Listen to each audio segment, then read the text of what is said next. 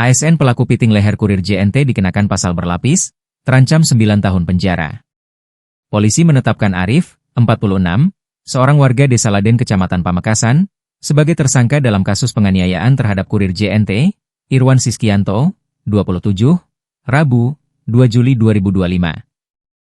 Penyidik Satreskrim Polres Pamekasan melakukan pemeriksaan terhadap tersangka selama sekitar 8 jam di ruang unit 2 tindak pidana umum. Setelah pemeriksaan, dilakukan gelar perkara yang memutuskan untuk menahan tersangka dengan 3 pasal yang disangkakan. Tersangka Arif diancam dengan pasal 365 ayat 1 KUHP tentang pencurian dengan kekerasan yang mengancam hukuman 9 tahun penjara, pasal 351 ayat 1 KUHP dengan ancaman 2 tahun 8 bulan penjara, dan pasal 335 ayat 1 pertama KUHP yang mengancam dengan kurungan penjara 1 tahun. Kapolres Pamekasan, AKBP Hendra Eko